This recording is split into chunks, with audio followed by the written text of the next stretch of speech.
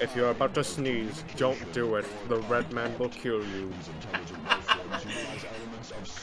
If the man speaks in the man spitting bars, pray to him and let him cook. If you're clicking on this video, you probably know at least one thing, and that is that Mandela Catalogue is very popular, and that it's analog horror. Now, I'm here to talk about how Mandela Catalogue is one of the worst analog horror series I've ever watched, and because of that, I expect this video to get a shit ton of dislikes. Honestly, I don't even care. I guess we should start off talking about the series itself. That's a pretty natural point to start off on. So, let's see. So, basically, the idea of this is there's these thingies called alters who fucking, appear and, eat people or something. I don't fucking know.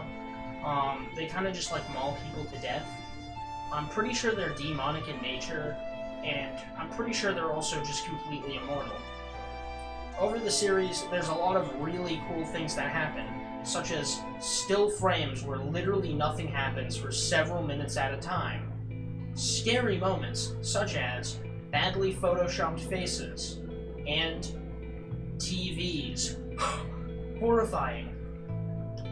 It's really nothing. I mean, I recorded me and my friends watching the series, and we quit on Volume 3. We were fucking falling asleep from boredom. This is just a bunch of lines, okay? FNAF menus be like...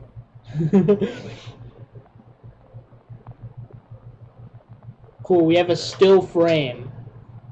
It's really not a good series by any means. One of Mandela Catalogue's biggest shortcomings is just the story. That's because it's fucking non-existent. Okay, so... obviously I'm not trying to beat around the bush here. I'm getting straight into all of this immediately. So let's just slow down. Not enough to ruin the retention of this video, but enough to really think about stuff critically. Okay, so starting off with the first episode in, chronological order, is this, Bible video, where there's, the shepherds and, Mary. I'm sure you know Bible lore enough to know that Mary is Jesus' mother. Anyways, there's an altar who is Gabriel, the archangel, which to me implies heavily that an altar somehow managed to kill an archangel, which is... I'm just gonna make a quick aside. So, by the lore of the actual Bible, archangels and angels in general are fundamentally immortal. Not even God himself can actually kill angels. He can only punish or banish them. So, by my original interpretation, either altars are completely immortal and somehow above the will of God, or, alternatively, they are angels, which still means they are fucking immortal and extremely powerful. Anyways, in Volume 1, there's the, lug room. Fucking... there's the lug room. And there's an altar, I think it's Caesar. Caesar, he, follows Markiplier home, and Markiplier is, in his room recording Let's Plays as he does, and also hiding from the altar. And eventually he, gets the balls to pull out a 9mm and take a couple shots. To which it says, on camera, bad choice, bad decision or something like that. Show it. Bad decision. See, Mark? What's his name? It's Mark. Okay, so, starting off, most of these are still frames. There's next to no movement anywhere. The most movement is literally lights turning on and off. Nothing fucking happens. One person dies, and it's all but explicitly stated until the next episode when we see Mark's body. Now, Volume 3, we see why the police don't deal with altars, as well as, Alex Kircher's favorite fucking stock photos, or stock videos. I'm joking there. They're 3D rendered, which is pretty interesting, because there was some amount of effort put into this, but it wasn't by Alex at all. He hired someone to do all this shit, because he's untalented and also a pedophile. Nothing fucking happens in this series. There's no stakes, because I'm 90% sure all of these altars are demons, but like, how do you kill a demon? Well, you use religion, obviously. Everyone knows that. Demons are weak to religion. It doesn't even matter what kind of religion, just faith in general makes me scared. There's literally a condition in Mandela Catalogue called, like, meta-awareness disorder. So you literally can't survive unless you just leave Mandela County. And that actually works, because for some reason they're purely localized to Mandela County. Jesus Christ, how do you fumble this badly? There's no stakes, ever. I mean, in the first volume, why does Mark fucking stay in his room for 3 days? It takes him 3 days to even try attacking the altar. Like, he could have done so many other things. He could have tried to escape during daytime. He could have climbed out of a window. He could have done something. He has a car. It's not like once he's out of the fucking building, he's just gonna have to fucking make a break for it. He has a car. Also, the altars can keep up with cars. How do you fucking deal with that? But for some reason, they just stand in the, like, fucking in your hallway, fucking harassing you to wear down your sanity, when they can easily just fucking kill you without even worrying about it. They literally, like, I don't even fucking know. This series is so bad. Like, why do people like this shit? I'm not trying to be, like, mean. Obviously, you can like what you want to like. But this isn't horror. It's not scary. It doesn't have a story. It barely even has anything happening. Dude. I'd literally rather watch Hell of a Boss. Hold on! You better move that pussy wagon right now, or I'm gonna... You'll what? Or I'll call HR. Hilarious. Anyway. Yeah, I'm done with this. This isn't even worth it for the bit.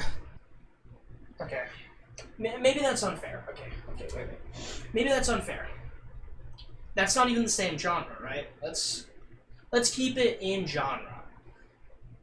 I'd rather play every single Garten of Banban game in a row than watch just the 4th volume of Mandela Catalogue.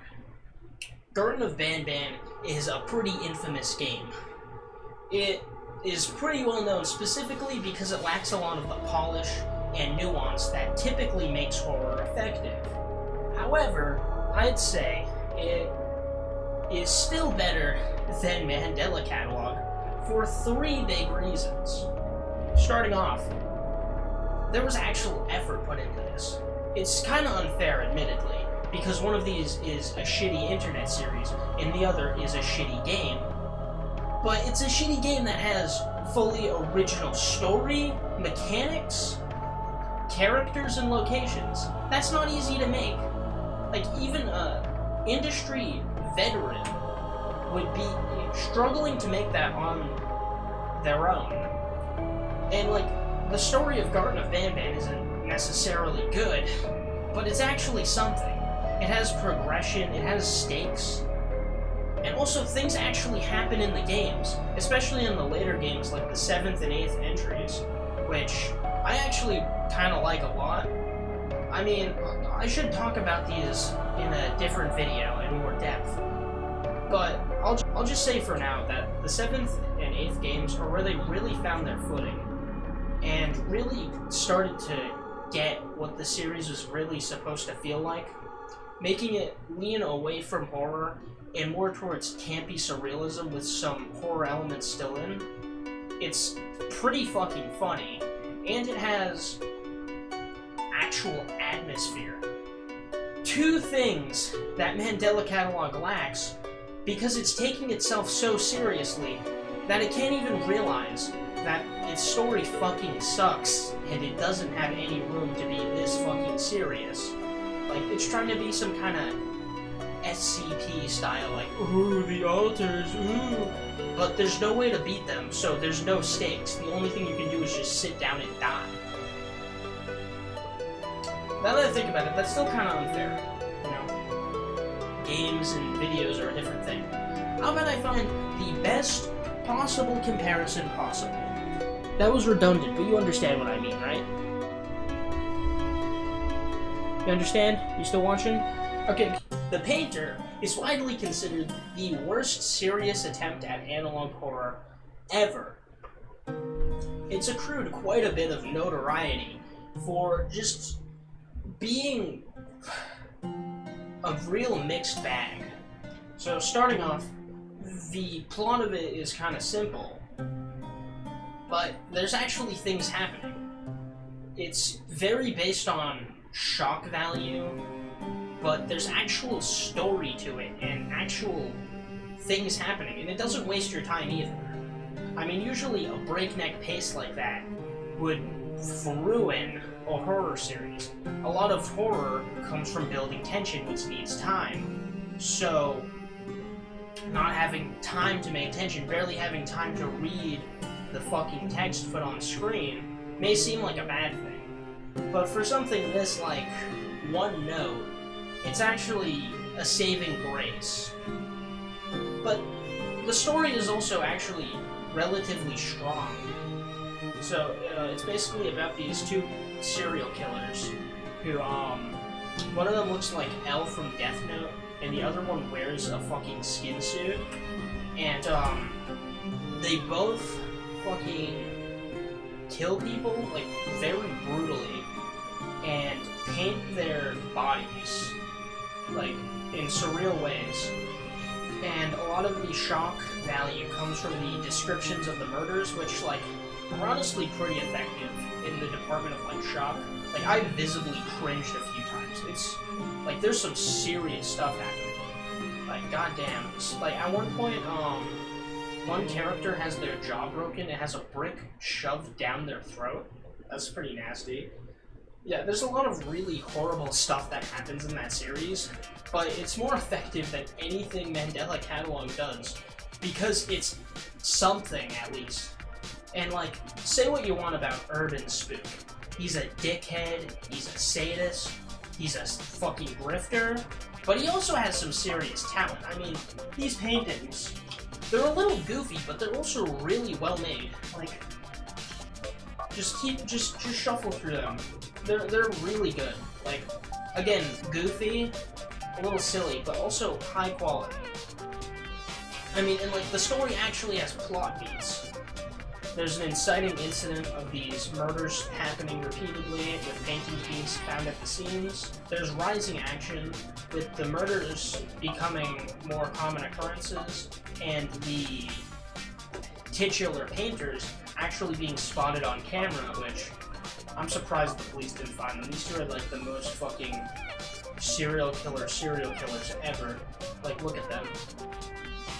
But there's an actual climax in the 8th part, which I believe is literally just called Hell, where the law enforcement who's been investigating their case actually finds their hideout and causes them to flee. I don't exactly remember what happens, because I didn't watch that part. I was way too tired, I'll admit.